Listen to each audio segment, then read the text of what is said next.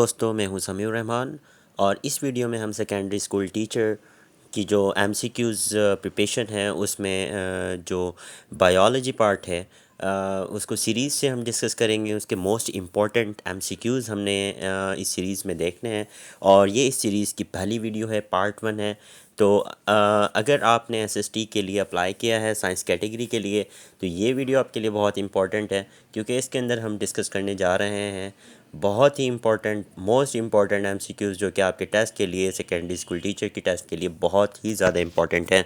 तो बने रहिए मेरी वीडियो के अंदर और हम डिस्कस करने जा रहे हैं बायोलॉजी के एमसीक्यूज़।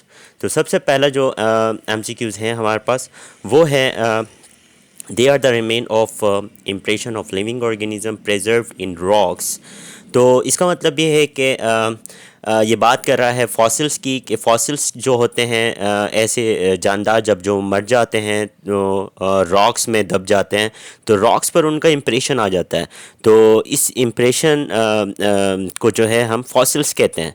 ठीक है, तो अब जो सेकंड हमारे पास है, it is a study of fossils and their relationship to the evolution of life on earth। जो फॉसिल्स की स्टडी है जिसकी वजह से हम ज़िंदगी की जो इर्तका है, एवोल्यूशन है अर्थ पर, उसको भी स्टडी कर सकते हैं फॉसिल्स के ज़रिए।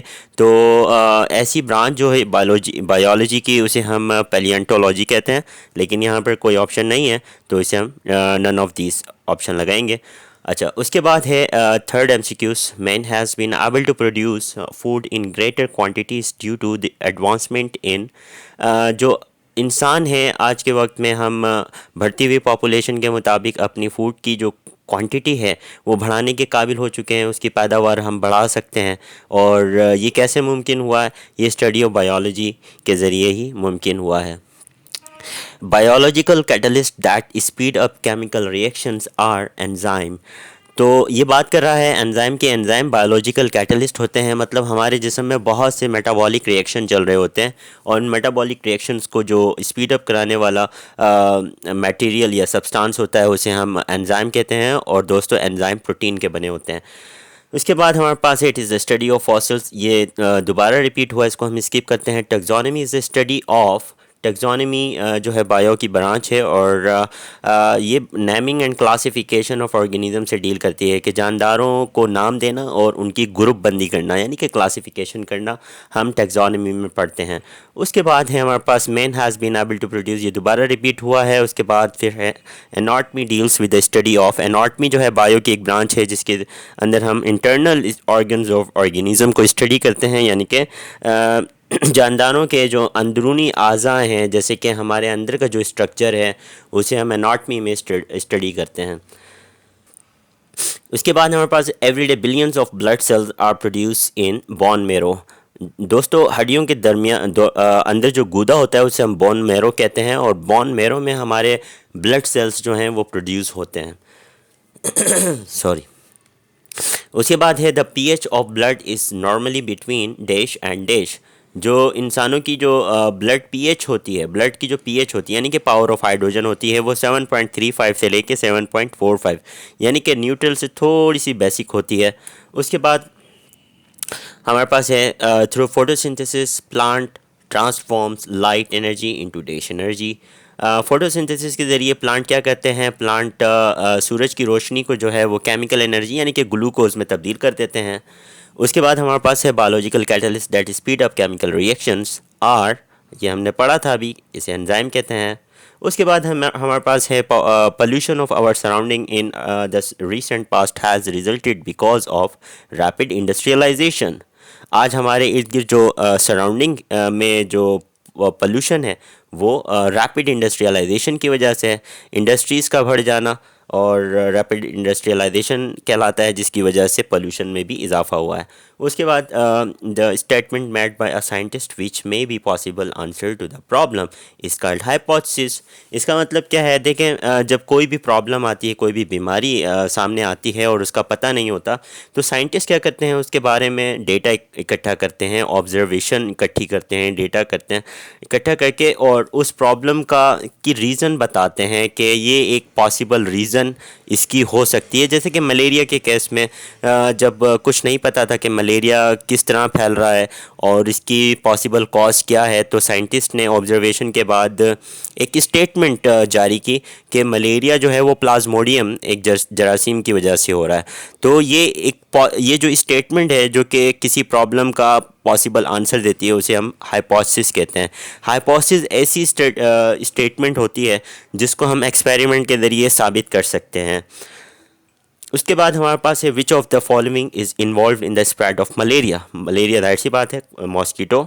उसके बाद हमारे पास है people who slapped outside in open space suffered from malaria more frequently then those who slapped indoor, indicates that जो लोग बाहर सोते हैं उनके मुकाबले में जो लोग अंदर सोते हैं और बाहर जो लोग उनके मुकाबले में बाहर सोते हैं तो उन्हें मलेरिया ज़्यादा होता है। तो इस बात से क्या साबित होता है कि मॉस्कीटो जो है वो मलेरिया की स्प्रेड करवाता है, क्योंकि बाहर खुले में जो मॉस्कीटोज़ हैं वो आपको ज़्यादा मिलेंगे और एक जो बंद कमरा होगा, कवर्ड रूम होगा, उसमें आपको मॉस्कीटो ही कम मिलेगा तो मलेरिया भी कम ट्रांसफ़र होगा। उसके बाद हमारे पास है entry of Plasmodium into the blood of man was discovered bye एक साइंटिस्ट थे लेवरन, जिन्होंने जो प्लाज्मोडियम जरसूमा है जिसकी वजह से मलेरिया होता है वो लेवरन एक साइंटिस्ट ने जो है वो डिस्कवर किया था। उसके बाद हमारे पास है in case of typical attack malarial patient feel very cold and chilli.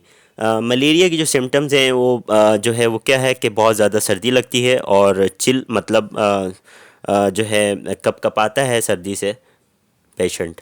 उसके बाद जो है एक और सिम्टम मैं आपको बता देता हूँ इसके अंदर कि फ़ीवर भी इसकी एक सिम्टम में शामिल है। 106 से ज़्यादा तक जो है वो फ़ीवर चली जाती है। उसके बाद हमारे पास है inside human body plasmodium attack red blood cell. Malaria के केस में जो प्लाज्मोडियम उसका जरासीम होता है, रेड ब्लड सेल हमारे ब्लड सेल्स को अटैक करता है। उसके बाद हमारे पास है मलेरिया की केस के अंदर जो सबसे पहले फर्स्ट मेडिसिन दरियाफ़्त की गई थी जो कि इसका तोड़ थी मलेरिया का, वो जो मेडिसिन थी वो एक प्लांट से निकाली गई थी और उस प्लांट का नाम था सिंचोना प्लांट। ठीक है, और वो सिंचोना प्लांट की जो बार्क होती है, जो छाल होती है उसके दरख्त की, उससे निकाली गई थी। उसके बाद हमारे पास है कि malaria patient man can now be save from fatal disease by using antibiotics. Antibiotics एक ऐसा सब्सटेंस होता है हमारे पास अब जो है हम उसको इनफैक्ट जो फैटल डिजीज़ होती है बैक्टीरिया की वजह से, तो उसके ज़रिए जो है हम उसको कवर कर सकते हैं और इंसानी जान को बचाया जा सकता है। उसके बाद हमारे पास है nucleus in the plant cell was discovered by Robert Hooke, एक साइंटिस्ट थे जिन्होंने सेल के अंदर न्यूक्लियस को दरियाफ़्त किया था। अच्छा तो दोस्तों, अगर आपको वीडियो अच्छी लगी तो चैनल को सब्सक्राइब कीजिए, वीडियो को शेयर कीजिए और लाइक ज़रूर कीजिए। Thank you very much. अल्लाह हाफिज़।